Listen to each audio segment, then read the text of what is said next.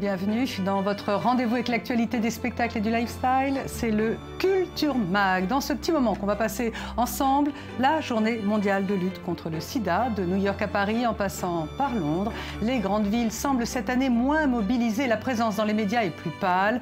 Nous avons été à Be'er-Sheva, une ville moyenne du sud d'Israël qui doit faire avec la défiance et parfois l'ignorance de sa population pour attirer l'attention. Rien de mieux qu'un concert. Au sommaire, également du glamour, des bonnets et des petites culottes comme chaque année. Une marque américaine de lingerie organise son défilé. Des millions d'yeux sont déjà bloqués sur Internet. Les plus belles filles du monde vont défiler en petite tenue. Est-ce que cela fait vendre? Il n'y a pas de secret. La réponse est oui. Et puis, nous irons voir du côté de Star Wars épisode 7. Vous n'avez pas échappé à la bande-annonce sortie ce week-end qui fait déjà le tour des médias. 2 jours après sa sortie, la polémique sort comme une météore 2.0. Des internautes racistes se sont déchaînés sur la toile.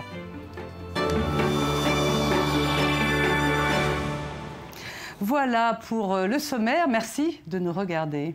Le 1er décembre est marqué dans le monde entier par la journée dédiée à la lutte contre le sida. La mobilisation, 30 ans après les premiers combats, est moins médiatisée. Pourtant, selon des chiffres de l'ONU SIDA, c'est la 2e cause de mortalité chez les jeunes de 10 à 19 ans. Comment est perçue cette maladie dans une petite ville moyenne dont la population est issue des pays arabes, de l'Éthiopie ou de la Russie? Quel est l'impact sur les jeunes? Eh bien, David Gombin avec Pazit Dank sont allés enquêter. Ils sont allés à Be'er-Sheva, la dernière ville avant le désert.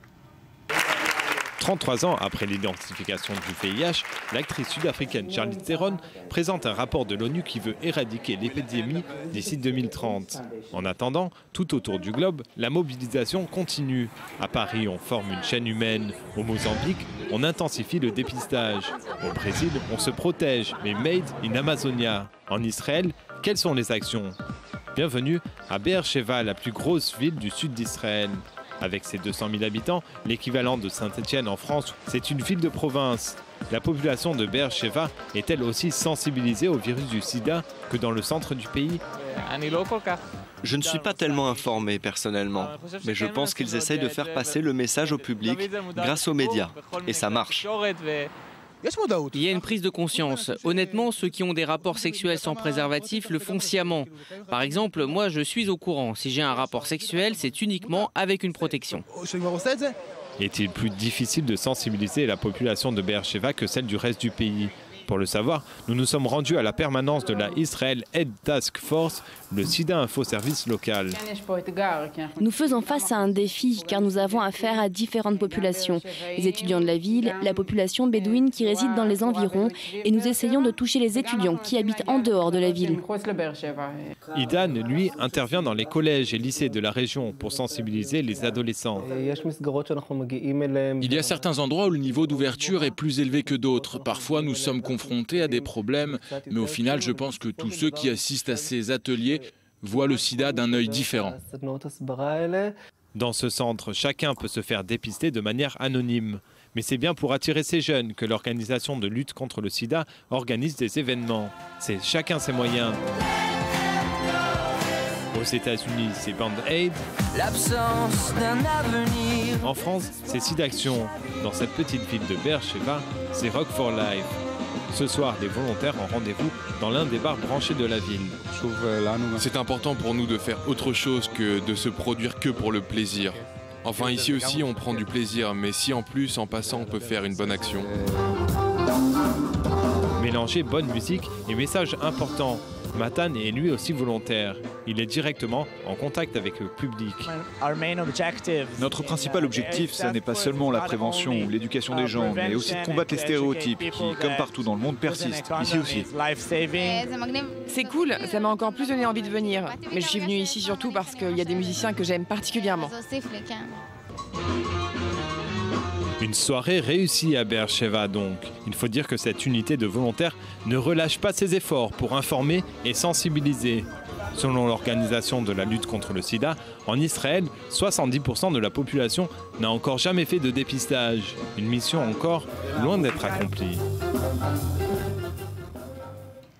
Un reportage signé David Gombin avec Pazit Dank. À suivre, les petites culottes de la marque Victoria's Secret qui défilent à Londres sans réaction des féministes. À suivre également la polémique sur Star Wars 7. La bande-annonce a enflammé les racistes de tous bords, mais pour le moment, eh bien, c'est l'heure de la danse, de la volupté avec le nouveau spectacle de la Batsheva. C'est le highlight et il est signé Sandy Fortis.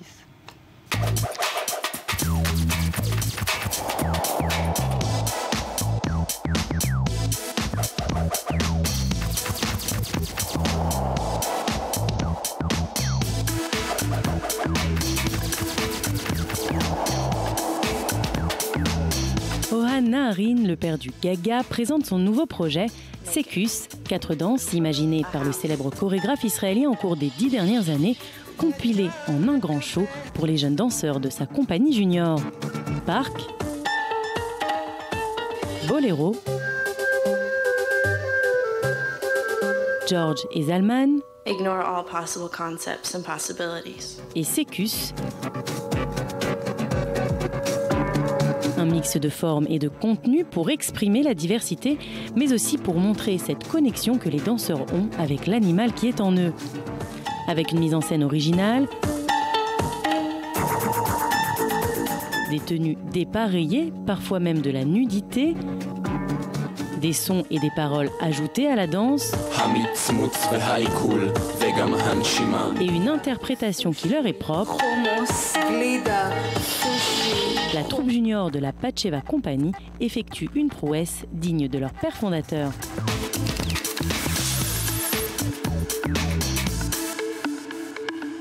Maintenant, la question du jour. Vaut-il mieux être riche et en bonne santé que pauvre et malade? Ou alors, on va reposer la question autrement.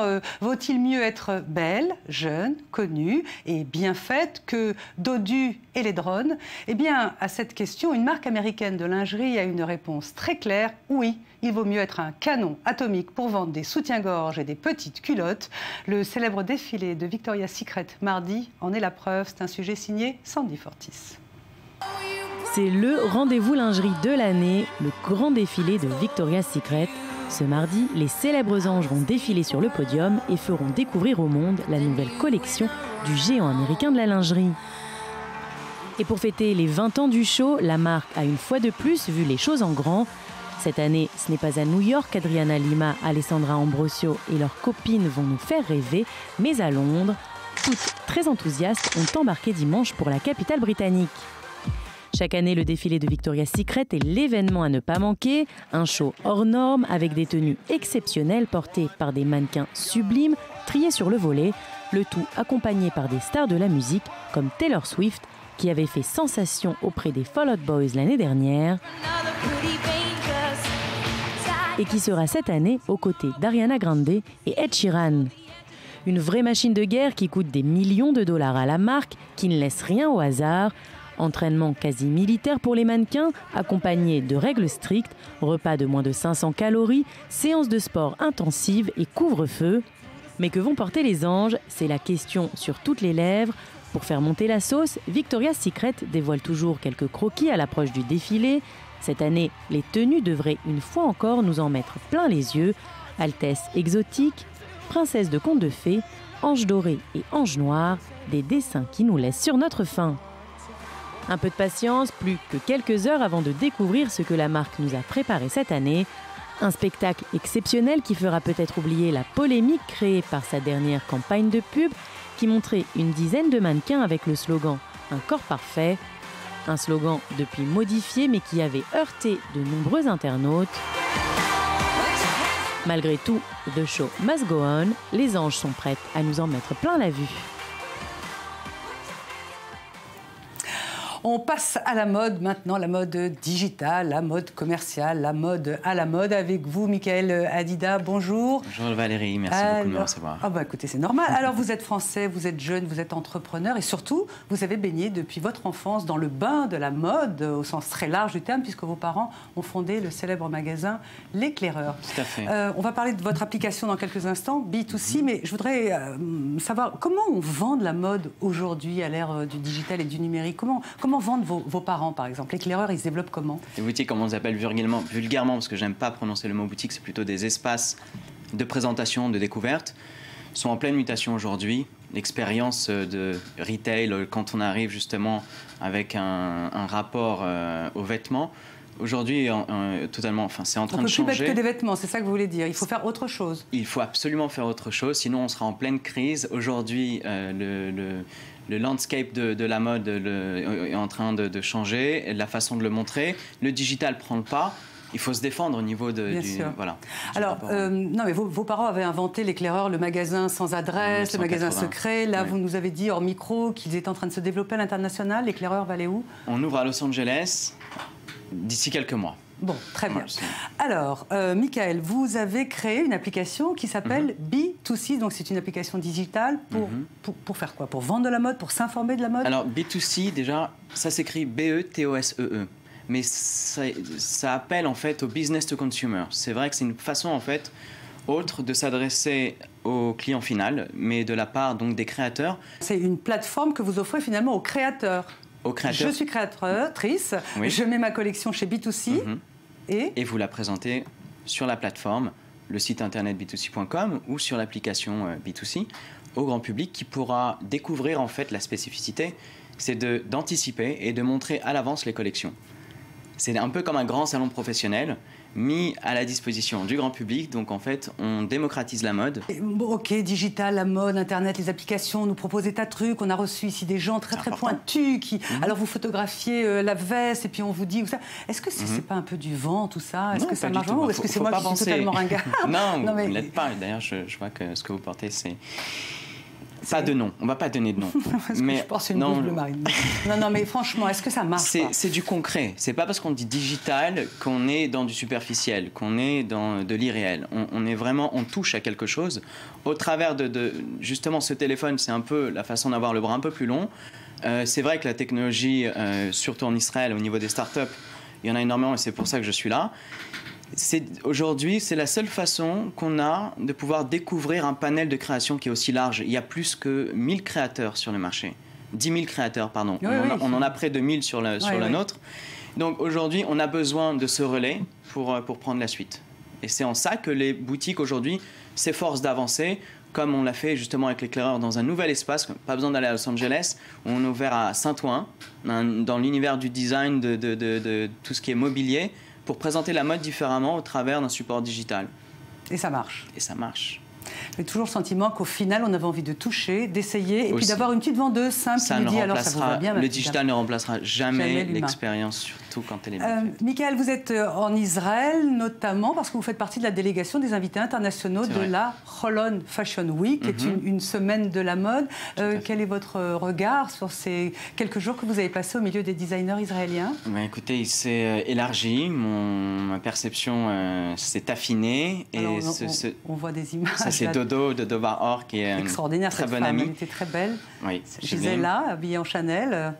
Donc votre regard sur ces 4 jours de mode à Holon en Israël? Il y avait à la fois Dodo, il y avait des grandes personnalités de la mode, mais il y avait aussi toute la nouvelle génération, telle Maskit, des jeunes créateurs qui côtoient des plus grands, des gens du cinéma. Il y a quelque chose, vous pensez, vous qui êtes un pro de la mode, il y a quelque chose qui va se passer, la mode en Israël? Il y a quelque chose qui se passe. Déjà. Quand on voit justement ces gens-là, la création dépasse les frontières, les limites physiques en fait de ce jeune pays. Et par contre, son originalité, puisque tout est dans son inspiration qu'elle puise au travers de son vécu, c'est quelque chose qui est unique ici. On va trouver cette force nulle part ailleurs. Merci Michael Hadida, merci beaucoup et longue vie à B2C. Merci. Voilà, c'est une interview qui a été enregistrée avant ce journal. Vous n'avez probablement pas échappé à la bande-annonce du Star Wars No. 7.